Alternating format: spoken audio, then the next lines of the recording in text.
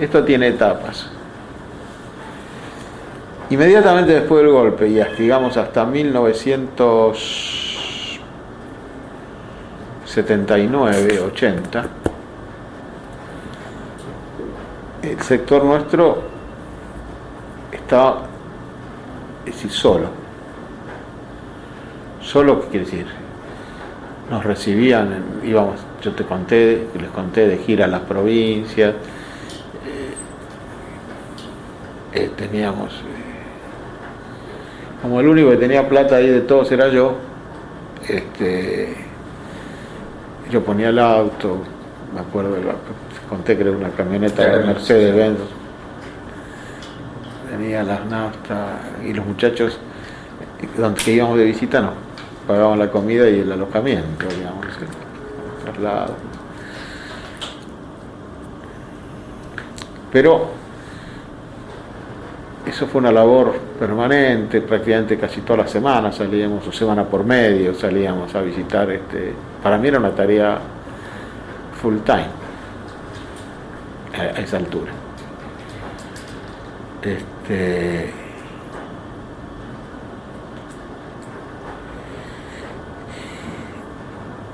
Y no había mucho, estábamos bastante solos, ¿no es cierto? Es decir, no es que el peronismo estaba como adormecido, como en su casa, como sin capacidad de reacción.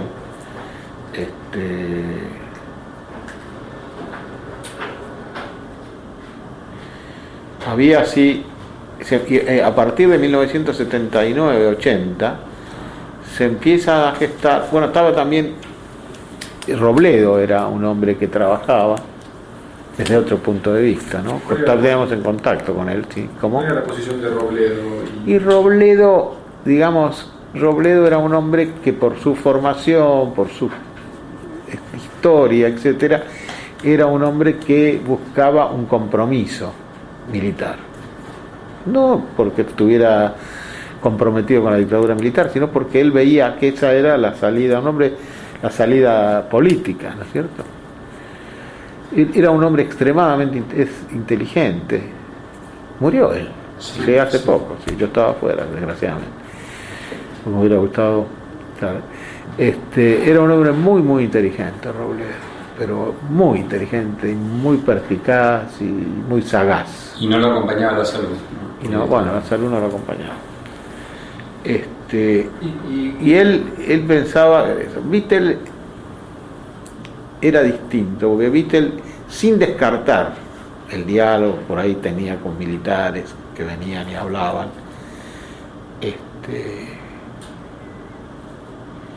sobre todo después de Videla, digamos, ¿no? O sea,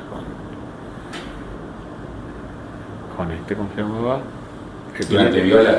Durante Viola hace una apertura y es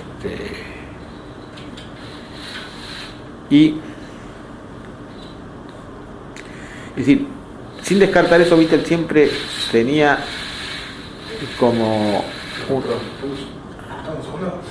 es decir, Vittel tenía mucho más internalizado el tema de la confrontación con los militares. Dentro de es decir, mucho más, dentro suyo había más una voluntad confrontativa. ¿Por qué eso? ¿A qué se debía? Y yo pienso que él fundamentalmente, tenía una experiencia personal, su historia personal era no tanto la del negociador de su superestructura, sino la del militante, y estaba más en contacto con lo que la militancia peronista que nosotros veíamos en nuestras o que él había visto y que la que continuaba viendo en nuestros viajes, quería, ¿no es cierto? Por otra parte, eso se acentúa cuando Vittel percibe, de parte de cierto sector del gobierno, le hace Macera, una voluntad de capturar el peronismo. ¿Cuándo empezó a verse eso? ¿En qué momento? Y eso se empieza a ver en el 80, 81, claramente. Incluso Vittel recibe emisarios de Masera y emisarios de la señora de Perón. Un croata. El croata, que había llegado a Paraguay, ¿cómo se llama? Milo de Bogetich, tipo imponente, alto, hermoso, fornido. Yo estuve presente en la entrevista de él, pero eso ya fue al final, no al principio. Sí. Fue al final, en que él le dijo a Vittel que la señora quería promover la candidatura de Masera. Y lo que Vittel le contesta en ese momento es, dice: yo no lo voy a transmitir eso, dígale a la señora que ya, yo dígale respetuosamente, si ella quiere que lo diga, que venga y se lo diga a ella, a los peronistas. Y hasta ese momento la relación con Isabel, muy buena en general era buena. Isabel, acuérdate, es decir, era buena después de un par de episodios negativos, que cuando ella estuvo acá, que ella viene, no me acuerdo, ella viene después, durante la dictadura militar no viene en el gobierno de Alfonsín, no, ese es otro, estaba confundiendo las fechas. La relación era buena pero distante, ella tampoco quería, ella se empieza a querer participar, es cuando Masera, no sé por qué, la convence.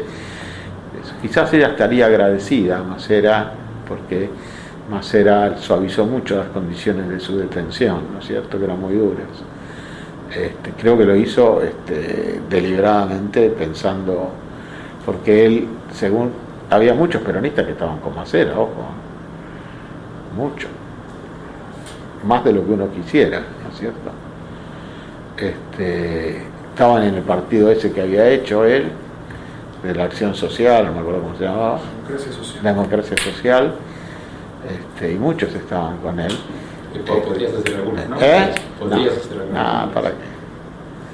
No, pero había sido una percepción de riesgo, digamos. Vittel veía que eso podía funcionar. Sí, claro, Vittel estaba preocupado por eso, hasta el punto que empieza en sus discursos a hablar del tema.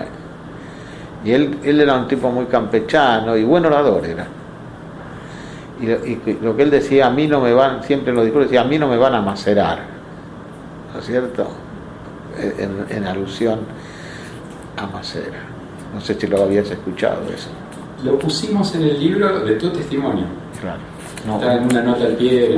No me van a macerar, dice. ¿No es cierto? Y empieza a decirlo en todos los discursos que pronuncia en todo el interior y en Capital. Aunque los actos eran generales en el interior, en Capital no había. Porque él vivía en el Chaco. Él vivía en el Chaco, venía todas las semanas.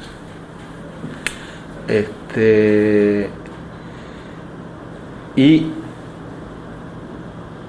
había muchos peronistas que se hacen, sobre todo, es decir, más del ámbito sindical que político.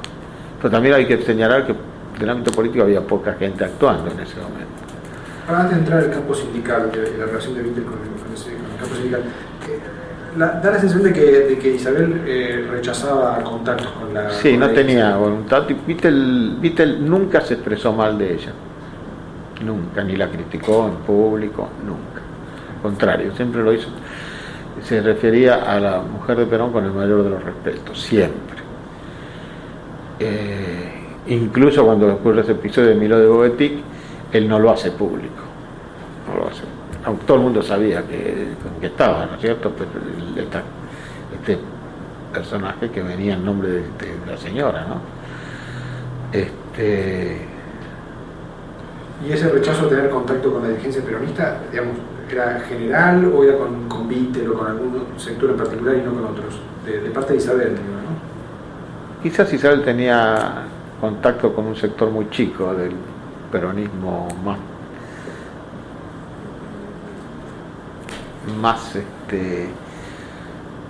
Blavaqué, o más de derecha, digamos, o de esa, muy buen tipo de esa, también tipo inteligente. pero es decir, bueno, el episodio con Menem, ustedes lo saben, lo recuerdan, cuando fue con las flores y los tiró a la mierda. Sí, pero eso mucho después. Eso fue mucho después, sí.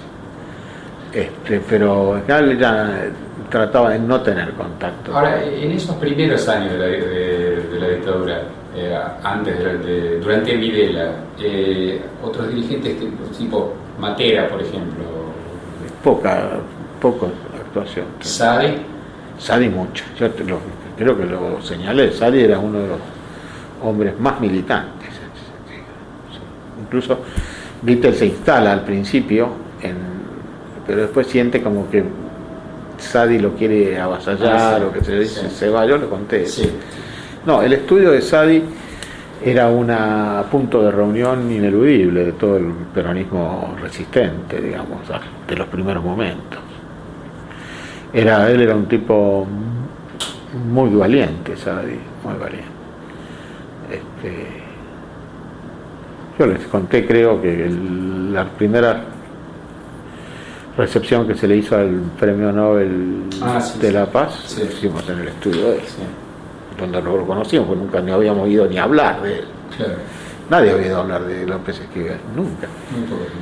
No sé quién lo podía hablar, pero en el peronismo nadie lo conocía, teníamos una enorme curiosidad, al mismo tiempo una satisfacción de haberle inferido un daño al gobierno militar, ¿no es cierto? Pero digamos que lo conociéramos, no lo conocía nadie, ninguno de nosotros lo conocía. ¿Y Luder? No, Luder tampoco. Pero digo, Luder, ¿ustedes tenían alguna referencia de qué movimientos? Ninguno, no hacía movimiento, estaba tranquilo, como todos ellos, ¿no? Los grandes dirigentes en general, salvo Vittel, Sadi y algo Robledo, yo no recuerdo después de la primera línea de los dirigentes peronistas. Cafiero tampoco. No, Cafiero lo sacamos nosotros de la casa en la época de las Malvinas. Recién en el 82. ¿Y Menem? Porque Menem está detenido. No, Menem sí, Menem está detenido. No, Menem sí, pero Menem se movía en un círculo muy chiquitito de sus riojanos y no tenía una envergadura nacional. Se movía en un circuito chico, sobre todo desde el estudio de un muchacho que falleció, Grimberg,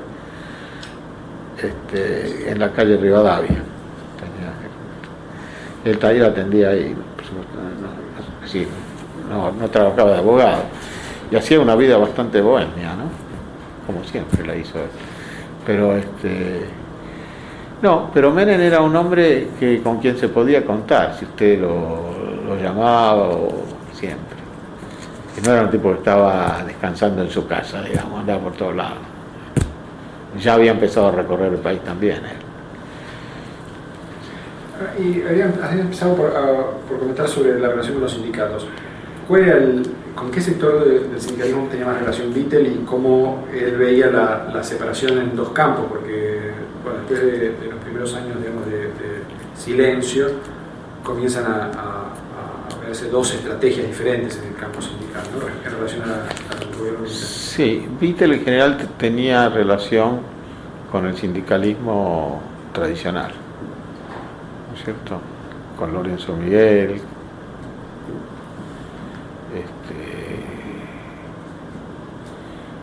con Roberto García, el de los taxis,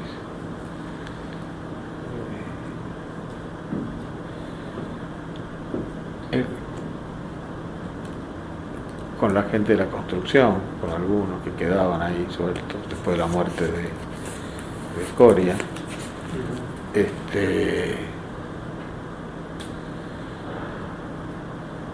Con la gente de comercio, sí, la gente que todavía están todos ellos, sí. Son los mismos, además no es que están exactamente, un poco más viejos, pero lo mismo. Con la gente de sanidad, en realidad el sindicalismo era importante, era la Unión Obrera Metalúrgica. La Unión Obrera Metalúrgica cumple un papel realmente, el sindicalismo cumple un papel muy importante durante toda esta etapa, muy importante, que es Es decir, que se transforma como en una conducción colegiada del peronismo, ¿sí? En la que Vittel tenía una participación más por lo que él representaba y por su tipo de personalidad que por peso específico. Frente al sindicalismo no teníamos ninguno. El sindicalismo tenía los medios, el dinero, el poder de negociación y de presión. El centro neurálgico de todo ese aparato peronista era la Unión Obrera Metalúrgica. Todo terminaba ahí, todas las discusiones terminaban allí. Ahora, ¿ustedes tenían discusiones con Lorenzo? ¿Se podía argumentar, se podía discutir una estrategia con Lorenzo? Sí, Lorenzo era un tipo muy inteligente, no era un tonto. ¿Sí? Sí. Muy inteligente. Además, era un dirigente sindical a la vieja usanza, digamos. Ya no había casi, había pocos. Era un hombre muy austero hasta el ridículo a veces. Sí, el estilo de vida de Lorenzo era un estilo de mataderos, veraneando en Mar Chiquita, no me acuerdo, una cosa así, donde estaba él siempre en el mismo lugar, con la misma señora.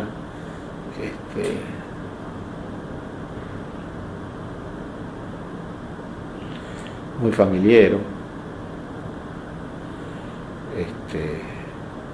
muy dedicado,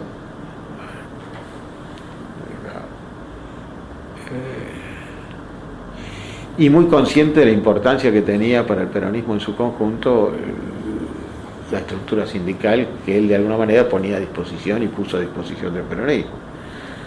Es decir, el peronismo se refugia un poco en los sindicatos, tanto en la capital como en el interior. ¿Y él durante esos primeros años qué visión tenía del futuro político, de los militares? No, Lorenzo primero no era un hombre antimilitar, era un hombre que lo veía, porque en general ningún peronista es antimilitar, ni Vittel ni nadie, salvo algunas expresiones más de izquierda de los últimos años, ¿no? De la dictadura, o los primeros años de la dictadura, todo lo que era la tendencia o qué sé yo, pero él no era un hombre antimilitar. No, el peronismo no había dirigentes antimilitares. Todos tienen la concepción de que el peronismo fue creado por los militares, por Perón, bla, bla, bla, bla. Y eso también tienes que añadirle que los sindicatos, la Unión, sufrieron el embate de los montoneros, terribles embates, no solo con asesinatos, muchos, sino con la presión en las bases y qué sé yo. Es decir, ellos tenían frente a es decir, pienso que tenían una especie de ambivalencia frente a la dictadura militar, ¿no es cierto? Por un lado confrontando y por el otro diciendo, bueno, nos están haciendo un favor, ¿no es cierto? No te olvides vos que los enfrentamientos fueron sangrientos, sobre todo los de la UOM. Ahora él salió de la cárcel, él cobró en la cárcel, ¿no? Sí. Y no salió resentido ni... No. Yo estuve con él cuando recién sale de la cárcel, con unos amigos. Con ese chico que ahora está en la OA, por ejemplo, la Oficina Anticorrupción, me acuerdo que lo fuimos a ver con Fleitas. Fleitas, sí. Lo fuimos a ver a Lorenzo a un lugar ahí, qué sé yo, donde Matadero, o sea, que nos llevó Monteverde, un muchacho joven, que en ese momento era joven de la UOM, no sé si lo conoces. De nombre, a Abel lo conozco, sí, a Monteverde. Fuimos él, yo creo que fue Iribarne, también no me acuerdo, fuimos un grupo de gente a escucharlo cuando recién había salido 2 o 3 días. Eso no sé en qué año habrá sido, pero fue muy temprano eso, fue temprano. Y la visión que tenía él era que había que reconstruir el peronismo, en fin, toda esa historia común, ¿no es cierto? Reconstruir el peronismo. Era un tipo dialoguista con los militares, donde podían dialogaban. ¿Con qué sector militar tenía relación Lorenzo? Con muchos militares tienen relación con la UOM, porque muchos, no se olvide que los militares sueñan, viste como ese tango dice, sueña con la pinta de Carlos Gardel, todos sueñan con la pinta de Perón. Entonces, cada uno tiene su fantasía propia. En general, no solo Macera, lo tuvimos, me acuerdo a este personaje, ¿cómo se llamaba? Agdel Vilas. Me acuerdo haber estado con Agdel Vilas, pero más adelante ya. Después que dejó el ejército, se retiró. Un día estuvo de visita en el Consejo Nacional, hablando. Después estaba Bussi, todos tenían veleidades, qué sé yo, infinitos que capaz que ni las conocemos, ¿no es cierto? ¿Y qué opinión tenía él de las políticas de Liendo? Porque con Liendo había mucho diálogo. ¿Con cuál? ¿Con el general? Claro, el que era ministro de Trabajo. Bueno, todos los ministros de Trabajo tuvieron diálogo con la UOM, porque yo creo que todos los ministros de Trabajo sabían que no podían durar 2 minutos si confrontaban con el sindicalismo en su conjunto. Por ahí podían confrontar con un sindicato, con otro, pero no con el sindicalismo en su conjunto y por cuestiones muy puntuales, pero no era un enfrentamiento con la dictadura militar, nada que ver. El campo sindical, los sindicatos negociaban con ellos como hubieran negociado con Alfonsín o con cualquiera. No había, ningún sindicato se negaba a negociar, porque además no tiene sentido. ¿Por qué se iban a negar a negociar? Si la obligación de ellos era mantener las estructuras, nada más. No, pero le pregunto porque durante la etapa de Liendo, que fue ministro, sí, los primeros años de Videla, digamos, hasta el 78, Liendo actuó un poco como freno de políticas de Martínez de Oz, ¿no? Frenando decisiones que podían afectar al mercado de trabajo, modos de fijar salarios, convenciones colectivas, incluso la discusión sobre la ley de asociaciones profesionales, que durante esos años fue muy intensa entre... Mira, yo te puedo decir una cosa, yo no estoy de acuerdo con eso, creo que no es así. Creo que los sindicalistas en general siempre sacaron las mejores condiciones de gobiernos militares, no de gobiernos civiles.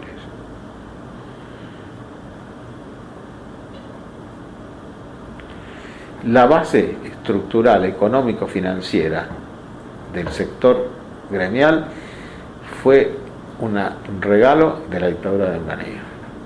Sí, pero... Obras sociales, sí, etc. Y con esto también. Esto no pasó nada que los pudiera perturbar, hasta el punto de que casi no había huelga. Además, ojo, tenían un nivel salarial importante en aquella época, no era ahora. Comparar los salarios de aquella época con los de ahora, nada que ver. Es decir, y además comparamos las negociaciones, los convenios que firmaban. Yo eso lo tengo muy bien porque yo trabajaba en el derecho del trabajo, así que yo sé lo que se firmaba. Se firmaban convenios que nunca se firmarían en un régimen en que las cosas se tienen que discutir de otra manera, en que participan otros. Es decir, porque lo de Martínez de Oz, las políticas de Martínez de Oz, yo pienso que era mucho más macro, que iban a personalizar en el sector gremial. El que desmantela el sector, el que desmantela realmente, para ser objetivo, el que desmantela los sindicatos es Menem. Menem hace 2 cosas fundamentales: desmantela los sindicatos y desmantela a los militares. Buena o mala no lo sé, eso lo vamos a analizar, pero estas cosas las hace Menem.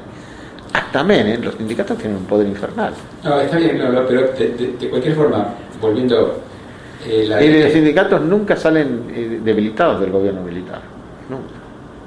No, está bien, pero es cierto que la ley de asociaciones, por ejemplo, la ley de asociaciones profesionales que propugnaba Martínez de Oz no es la que finalmente, no. Liendo la frena, digamos. Porque los militares en general no estaban de acuerdo con esas cosas. La ley de contratos de trabajo. Pero la ley de contratos de trabajo es una ley que no fue negativa para los sindicalistas. No, pero la que quería Martínez de Oce. Bueno, sí, pero eso no, es decir, pero los militares hacían eso no porque Martínez no estaban dispuestos a hacer lo que Martínez de Oz quisiera en este campo. Estaban dispuestos. Ahora, había sectores que tenían miedo, digamos, o percibían como, digamos, como que otros podían ser cooptados, algunos. ¿Cómo? Había sectores del sindicalismo que percibían que otros sectores del sindicalismo pudieran ser cooptados. ¿Cooptados por qué? Por militares. La única cooptación peligrosa que yo vi es la de Macera, es la que más avanzó, incluso con sectores sindicales. Con sectores sindicales que estuvieron directamente en su estructura política, ¿no? Él consiguió eso. Sí, él sí consiguió eso. Yo creo que el intento de Macera fue el más avanzado en la captación del peronismo. Y creo que no sé si no hubiera tenido éxito, no sé cómo hubiera sido, porque esto es de la contrafáctico que pasa si esto, que no sé, es medio estúpido, pero digamos que quienes cortan totalmente el acceso de Macera al peronismo son los propios militares. ¿Y por qué él consiguió y los otros no? Digamos, Porque él era el tipo más parecido a Perón que yo había visto. No por una cuestión de recursos. Era lo más parecido a Perón. ¿En qué sentido? Y era muy audaz, muy carismático, no tenía límites de ningún tipo. Y bueno, obviamente también tenía recursos y tenía el poder. Es decir, mucha gente soñaba en el peronismo como una especie de nuevo 45, ¿cierto? Es decir, el joven militar, el militar relativamente joven, prestigioso, carismático, así que le faltaba las otras cosas que Perón tenía y que él no tenía, ¿no es cierto? Pero bueno, consigue el apoyo de Isabel, ¿no? Es decir, fue muy peligroso el tema Macera, muy peligroso, y que lo frenan los propios militares. Y ustedes, por ejemplo, estaban en... Bueno, cuando él lo detienen, él venía a verla a Isabel. Cuando lo tienen, ¿qué ves? Porque lo detuvieron varias veces. No, la vez que lo detuvieron los militares, que lo detuvieron en Brasil. Lo detuvieron en Brasil. Le dijeron, él venía de España de verla a Isabel, le dijeron que necesitaban hablar con él, o sé yo qué, y le mandaron un avión de la Marina y nunca más salió. Nunca más. Pero no salió nunca más hasta ahora. Los militares estaban furiosos con él. Por esto, porque pensaban que era una especie de nuevo Perón y temían por ellos mismos. ¿No?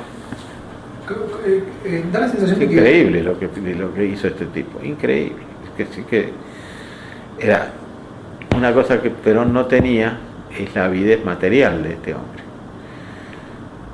Es decir, las cosas que hicieron para conseguir dinero, como esto de Mendoza, hacer firmar a los desaparecidos, escrituras y transferir los bienes. Yo creo que todo eso también fungió en contra de lo de Branca, lo de Dupont, lo de la chica esta, ¿cómo se llama? Elena Holmes, lo de la otra mujer esa que le manda a matar al marido, o lo lleva a pasear al río y no vuelve nunca más. Estas cosas. Les pasa que los tipos eran semidioses, se sentían semidioses, estaban más allá del bien y del mal, se deben sentir salvando la distancia como Hitler. ¿Quién les iba a pedir cuentas? ¿Cómo? Da la sensación de que en el momento en que Macera tiene más contacto con sectores sindicales, no es con los sindicalistas más dialoguistas, sino con los más duros, con el sector de los 25, que estaban más enfrentados con Videla, precisamente por Martínez de Oz, digamos. No creo. No. ¿Cómo? No veo eso. No, los 25 en general siempre tuvo una actitud muy combativa, en general, siempre. 25 Tesis Ligón, Roberto García, bueno, no me acuerdo, varios más había, Sí. Bueno, Ubaldini, Y después pasa que al final se forma, ya al final del gobierno se forman las dos CGT, la de Ubaldini, la de la calle Azucardo y Brasil. y Brasil, ¿no? Ahora, del episodio de la desaparición de Oscar Smith, ¿ustedes se enteraron enseguida? No, al tiempito. Porque eso sí tuvo, al parecer, mucho más que ver con conflictos internos militares. Conflictos internos militares, como la desaparición de Sajón y de todo Sí. esto. O sea, había ciertas desapariciones, digamos, que se daban en los límites del régimen y de la resistencia, ¿no es cierto? Viste que las desapariciones se daban en los sectores, en los claros oscuros, y esas fueron todas choques entre militares. Y cuando ustedes se enteraron de lo de Smith, ¿qué noticias recibieron? No, cuando nosotros nos enteramos de lo de Schmidt, nos enteramos de montones de desapariciones. No fue una conmoción, fue una desaparición importante, pero no fue como que decir, mirá, no cambió nada, no hubo un vuelco, ¿no? Desapariciones era una cosa, una moneda muy corriente. ¿Y qué idea tenían de las expresiones, de las desapariciones? O sea, ¿qué idea tenían de lo que estaba pasando? No, la idea nuestra, digamos, el tema de la Comisión Interamericana de Derechos Humanos es del año 79, pero por ejemplo el Mundial es del año 78. En el Mundial era muy claro, todos nosotros teníamos una visión muy clara de lo que estaba ocurriendo en el país, muy clara. Es decir, ¿por qué? Porque bueno, teníamos información de todo lo que estaba ocurriendo en el país perfectamente.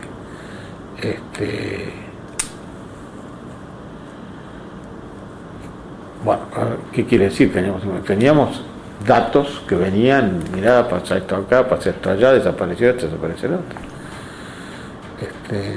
Nosotros nunca tuvimos duda de que estaba muerto, la inmensa mayoría. Desaparecer implicaba morir.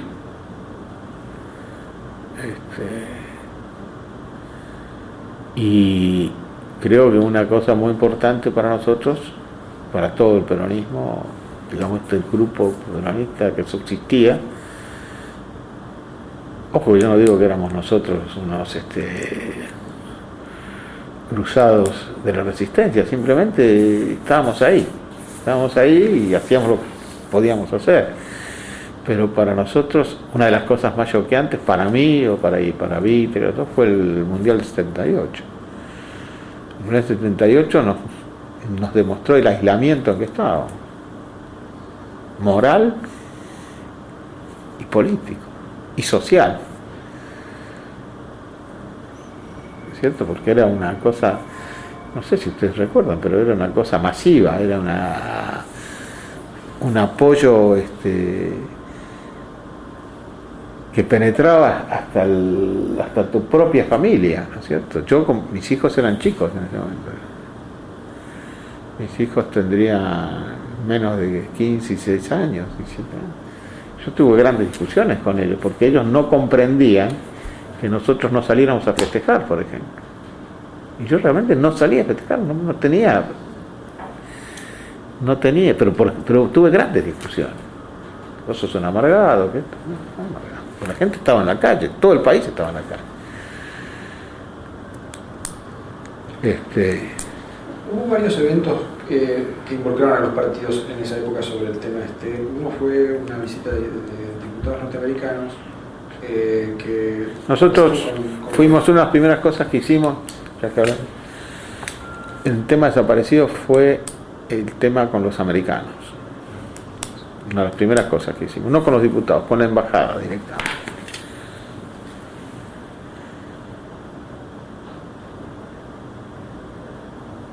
ahí forjamos una muy buena relación con la Embajada de Estados Unidos. Y eso habría sido en el 77, 78, por ahí, enseguida. Había un funcionario de la embajada que era el que recogía todas las informaciones. Y nosotros tratábamos con un muchacho que se llamaba Anthony Freeman, no sé si han oído hablar. Lo visitábamos a él en la embajada. Y la primera vez que fuimos con Sadi, porque Sadi también tenía muy buena vinculación con la embajada de Estados Unidos. Y bueno, acordate, estaba todo el tema de la Patricia Derian y qué sé yo. Y la embajada efectivamente de haber tenido instrucciones de tratar de averiguar qué pasaba, mantener contacto con los sectores peronistas, etc., porque mantuvimos contactos permanentes. Y realmente, yo siempre le digo, muchas veces, cuando he recibido gente americanos, o que para ellos probablemente Carter sea uno de los peores presidentes que tuvo Estados Unidos, digo, pero para nosotros es uno de los mejores.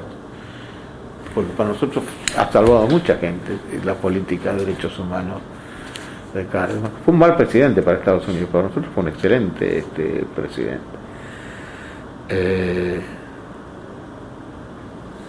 Tenemos las puertas abiertas de la embajada, realmente tenemos las puertas abiertas durante mucho tiempo, incluso hasta el nivel de embajador. Yo no recuerdo exactamente quién era el embajador en ese momento, pero por ejemplo, al principio era Castro, pues, era un embajador. Se ve que el Departamento de Estado tenía sus políticas propias, sí, ahí, al margen de si el embajador le gustaba o no le gustaba. Y el que después mandaron, por ejemplo, a Schlaudemann era un tipo que estaba absolutamente con nosotros abiertamente, y era un embajador, uno de los 4 embajadores más importantes que tiene Estados Unidos en el mundo, lo mandó para acá. Esto es increíble, ¿no? Él era uno de los 4 que se llama, bueno, en ese momento había 4, no me acuerdo quién eran los otros 3, que llamaban Career Ambassador, embajadores de carrera, Full Ambassador. Era el top del servicio exterior de Estados Unidos, lo mandaron para acá.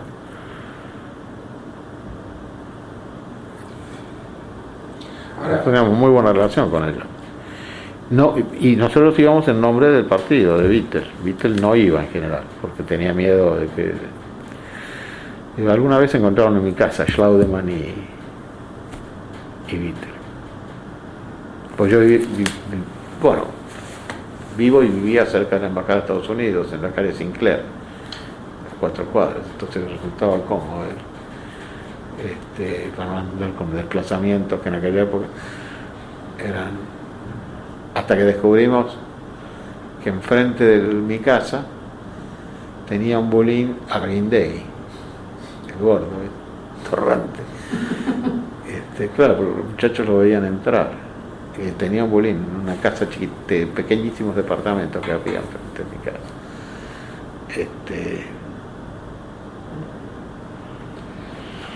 Pero la embajada norteamericana nos prestó una ayuda muy, muy grande. Ahora, ¿cuándo ustedes cómo veían los tiempos del régimen? Porque, por ejemplo, yo recuerdo un episodio... bueno, después viene todo, vos decías, episodio de los partidos políticos, bueno, pues después viene cuando empiezan las reuniones, pero eso más adelante. Sí, no, claro, la hora del pueblo y esto y lo otro. No, yo me refería más precisamente... No, la hora del pueblo es anterior, ¿no? Sí, sí. No, la del pueblo es anterior, claro. Esta es la multipartidaria. Pero antes la multipartidaria. Yo tengo un documento firmado por toda la multipartidaria, un original, por ahí.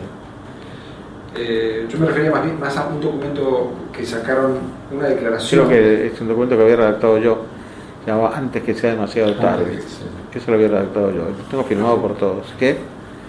Va a ser interesante verlo eso. Sí, bueno, sí. no, te preguntaba porque en el... Lo tengo acá. ¿Cómo? Antes del Mundial hubo una visita de diputados norteamericanos y pidieron una opinión a los partidos, y en esa reunión, Trócoli actuó como vocero y la posición de él fue muy desmentir, digamos, las denuncias Y hubo un participante peronista que ¿Quién era? Era Robledo en esa Bueno, porque Robledo era el más afín con ese tipo de posibilidades. Además, el que más relaciones tenía, porque había sido ministro del Interior y qué sé yo, con el resto de los partidos. Vittel no tenía tanta relación, la hicimos después. Hicimos buenas relaciones con Contín, por ejemplo, y con algunos otros radicales, pero Vittel en general no era una persona que tuviera relaciones muy aceitadas con la Unión Cívica Radical, por ejemplo. Claro, pero ¿discutían con ellos la cuestión esta de... ¿Con quién? Con los otros partidos, o en este caso o en otros, la cuestión de las desapariciones? ¿Había algún diálogo entre No, los institucional no había ningún diálogo. y Hasta mucho más adelante. Más informal, digamos? Informal puede ser, pero yo no lo conozco. Y Vittel no era un hombre de tener mucho diálogo con los restos de los partidos. Trataba de tenerlo, pero no era... Creo que Robledo tenía mucho más diálogo, y Sadi también tenía diálogo.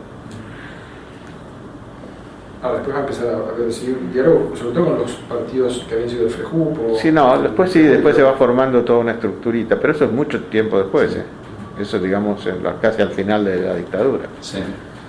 Casi al final de la dictadura. Ahora, ¿cómo veían ustedes los tiempos? Los tiempos políticos. Sí, te ubico un poco más la pregunta. Por ejemplo, yo me acuerdo de una reunión en la cual yo participé en plena campaña electoral de Carter. Ya se sabía que Carter iba a ganar las elecciones, ¿no? Y en esa reunión aquí en Buenos Aires, ¿no? Aparece Grosso, ¿no?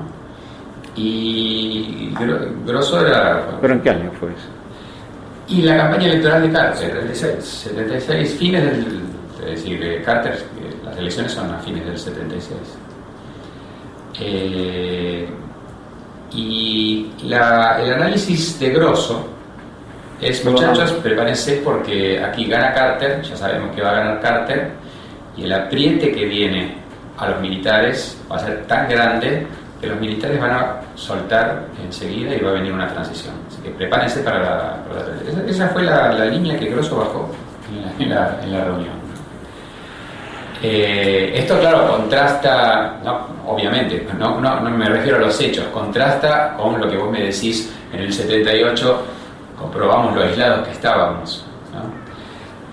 Vos decís que eso es en el 76. Eso fue en plena campaña electoral de Carter. Yo no me acuerdo exactamente la fecha de las elecciones, pero ya en el 77 Carter noviembre del 76. Noviembre del 77. O sea, esto tiene que haber sido entre agosto y... Lo que pasa es que había en ese momento, había varias organizaciones juveniles que orbitaban, digamos, en el... como teniendo como centro el peronismo, entre comillas, orbitaban y no tenían mucho contacto. Yo, por ejemplo, no lo recuerdo de esa época, Grosso. A Grosso. No. Seguramente estaba, porque estuvo seguramente. Pero lo doy no sé como dónde. ejemplo. Lo doy. Es muy posible. Está bien. Es muy posible. Así que te lo doy como ejemplo. Nosotros no teníamos esa sensación. No tenían esa sensación. No, del apriete norteamericano, no. O sea, siempre tuvieron la idea de que... Era muy largo, era largo, iba a ser largo. Iba a ser muy largo. Y fue largo. Y bueno, y podía haber sido todavía mucho más largo sin las Malvinas. Y sí, en el 79 yo no apostaba que en el 83 sería... No. Pero ustedes, ¿qué visión? No, nosotros tampoco. Para nosotros nos sorprendió el tema de Malvinas. Y enseguida nos dimos cuenta de que era una vía que se abría, una vía muy interesante. Para lo cual nosotros lo que no podíamos hacer en ese momento era confrontar en el tema Malvinas, porque era imposible. Pues viste que era como otro 78, pero ya sobre un tema distinto, ¿no es cierto? Y ahí vimos se vio la posibilidad de la apertura, para lo cual el peronismo con Vittel tiene una actitud solidaria con el tema Malvinas. No sé si ustedes se acuerdan, pero es curiosísimo lo que pasó en ese momento. Malvinas fue en julio, ¿no? En abril del 82. En abril del 82. Que es cuando se hace la primera manifestación pública importante contra la dictadura militar. Sí, el 30 de marzo. El 30 de marzo. El 30 de marzo, bueno, fue una confrontación. Y por primera vez nos detienen. Nosotros ya veníamos, bueno, y ahí están los 25. Un acontecimiento que prometía la iniciación de un periodo importante de confrontación abierta. Ahí detuvieron un montón de tipos en la calle, Roberto García, otros. Y bueno, ahí se organizó todo lo que fue el socorro jurídico, qué sé yo. Inmediatamente después, a las 48 horas, se produce la invasión de Malvinas. Y la opinión pública vuelve a girar así, ¡tac! Incluso los propios militantes sindicales. Aflora de nuevo ese nacionalismo ciego,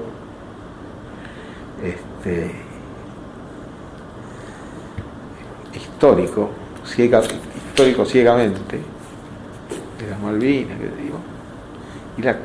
Entonces, ahí Vittel toma una actitud que además es la que él sentía. Él también sentía igual, exactamente igual, porque Vittel era un tipo muy nacionalista, que venía del nacionalismo además. Toma una actitud que a él le gusta también, y el peronismo se pone al frente también del tema de la reivindicación de Malvinas. Se pone entonces, y ahí tenemos el primer contacto oficial con el gobierno, a través de un coronel se llama Menéndez, Bernardo Menéndez, un tipo muy interesante, que era subsecretario del Ministerio del Interior.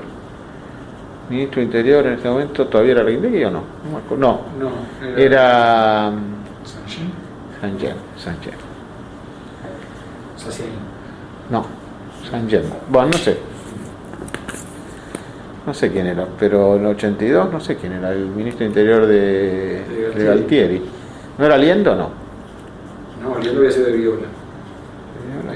Claro. Bueno, claro, ya hace años me parece que no. Bueno, habrá que averiguarlo. Y el tipo nos ofrece, nos pide que se mande delegaciones de peronismo a todos los países más importantes.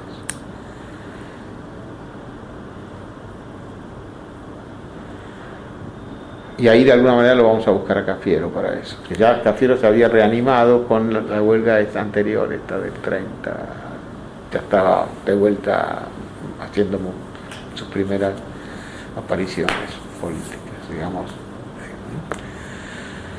Y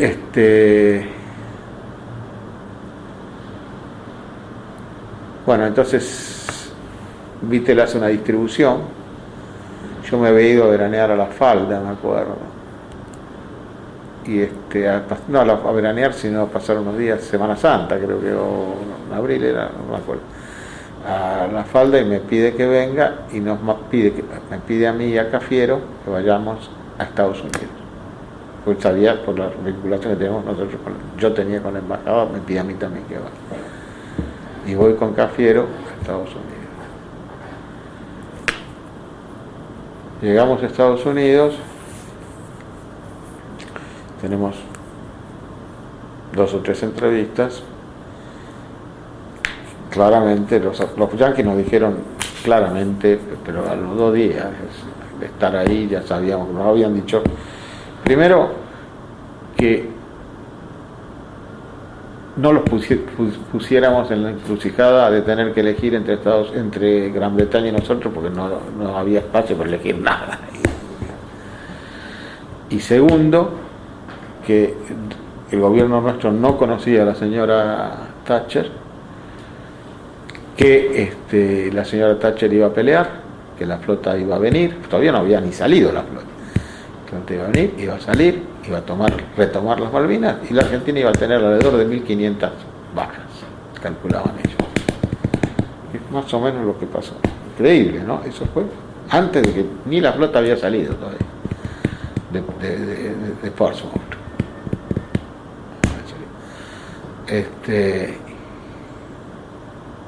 Y bueno, y nos dijeron que hay que echar las pelotas y que lo mejor que podíamos hacer es retirarnos. Bueno, nosotros le llamamos enseguida a Vittel, transmitiéndole esto. Y pero disculpe, ¿vos viajaste con quién? Con Cafiero. Con Cafiero, sí. Le llamamos enseguida a Vittel para decir esto, y Vittel nos dijo, no, vénganse, estos gringos, hay que darles bola, qué sé yo, qué sé cuánto, bueno. Y ahí hay un episodio con Isabel muy gracioso, porque Cafiero quiere saludarla a Isabel, y la llamamos desde el hotel a Madrid, ¿no? Y atendió ella y dijo que no estaba. Lo sentó de culo, pero era ella. Cafiero cuando cortó me dijo, es ella. Bueno, nos volvimos. Y después, ¿cuál fue el impacto que tuvo en Cafiero y en vos esas conversaciones con los norteamericanos? y el impacto es que ya a partir de ese momento nosotros estábamos seguros que íbamos a un desastre, cosa que nadie nos daba bola, absolutamente nadie nos daba bola.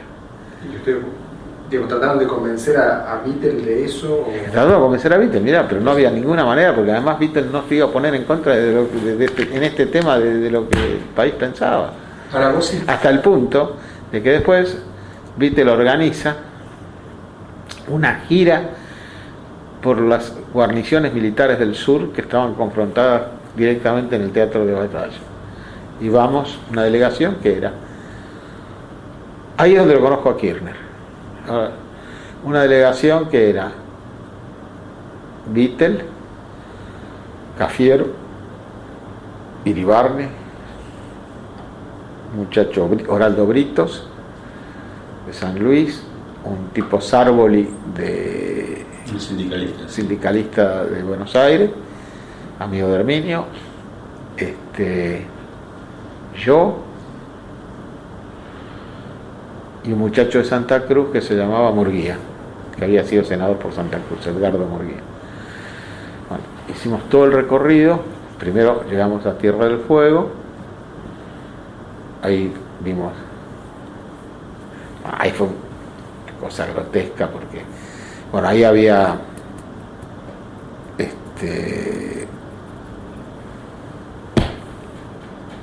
de ahí salían aviones, y había un, ¿cómo se llama? Un toque de queda, a determinadas horas se apagaban todas las luces, pero ahí lo que fue más dramático para nosotros fue una exposición que nos hizo el comandante del área sur de ahí, el conflicto, que era un marino que se llamaba Zaratiegui, un retardado, pero una cosa que no se podía creer, era para pegarse un tiro después de esto, de las estupideces que dijo en la conferencia que dio para nosotros, como una cosa, una distinción de la puta madre. Nos sentamos en un anfiteatro de la Marina, ahí el tipo Cafiero me miraba, el tipo llegó a decir que con un solo Exocet habían hundido no sé cuántos barcos porque los tiraron de no sé qué manera, todas estupideces, que ya los teníamos muertos a los ingleses. Un retardado, más creía, no es que nos estaba, lo peor es que vos decís, bueno, este tipo nos está mintiendo, pero él lo sabe, no, estaba convencido de todas estas pavadas, una cosa que eran pavadas para un profano como nosotros, que no sabíamos nada de eso. Después fuimos a Santa Cruz, ahí estuvimos en la 5ª Brigada,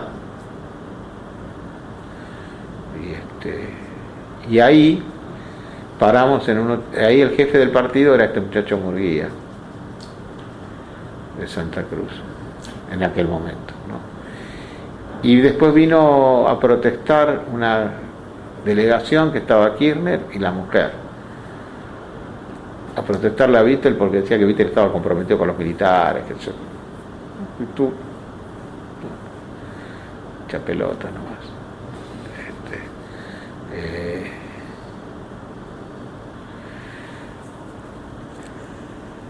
Que es la primera vez que, ese año, 1982 te estoy hablando, es la primera vez que escuché oír el apellido ese. Pero él, respecto al tema Malvinas, ¿qué posición tenía? No, estaban todos de acuerdo. Nadie estaba, por lo menos públicamente nadie. ¿Voces públicas vos recordás alguna en el peronismo? ¿Contra él? Sí. No. ¿Titela? ¿Titela? ¿Guido? Titela no era una voz peronista. ¿Cómo? No era una voz peronista, no era nada. No existía en esa época. ¿Quién lo conocía de Titela? Cafiero capaz que lo conocía, no sé tampoco. Pero digamos no apareció nunca ahí. En esa época, Titela aparece mucho más tarde. Sí. Y bueno, después vamos a Bahía Blanca.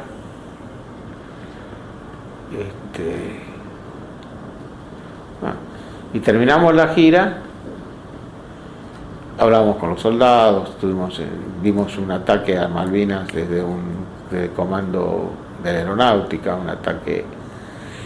La gente estaba fanatizada, la gente se paraba en las plazas cuando salían los aviones y esperaban que vuelvan, porque los aviones podían operar sobre Malvinas minutos, así que, qué sé yo, las misiones durarían media hora, 3/4 de hora, qué sé yo, nada más. Entonces la gente esperaba que volvieran y los contaba a ver si volvían todos. Era una cosa, nunca vi yo una cosa, nunca vi una cosa igual.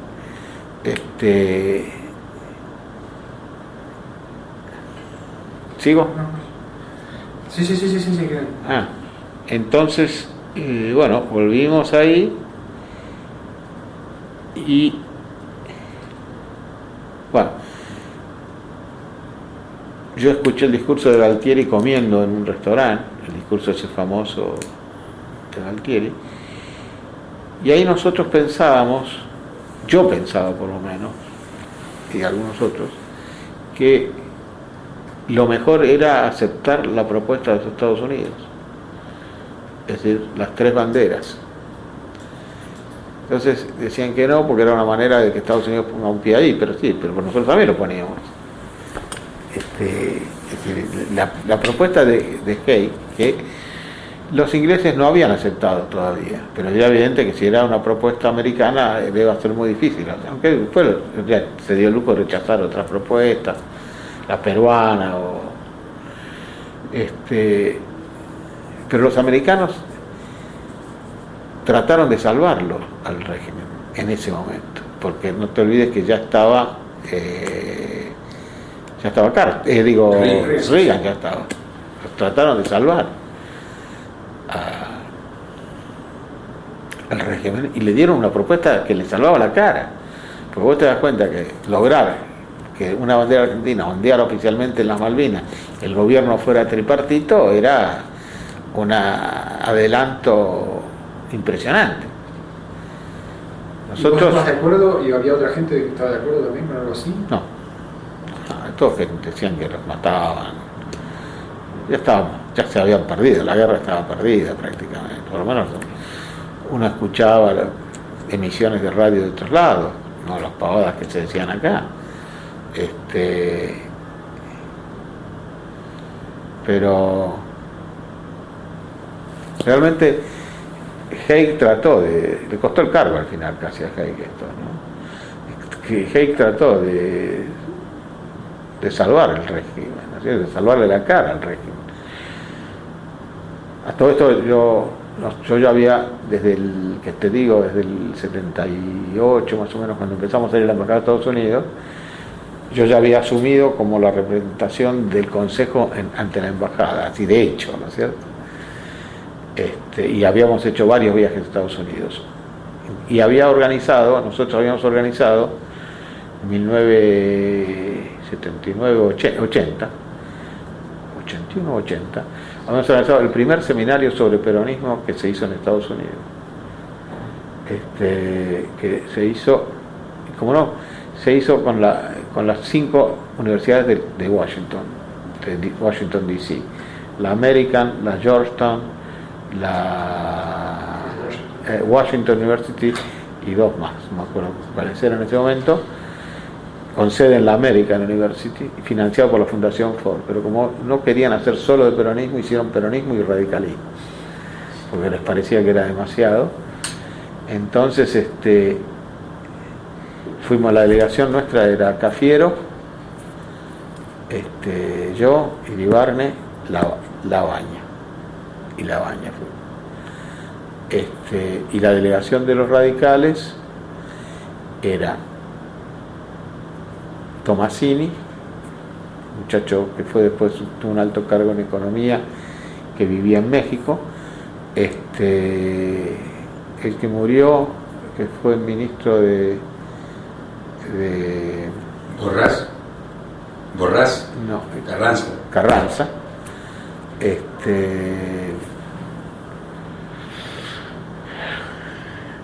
Y 2 más, no me acuerdo.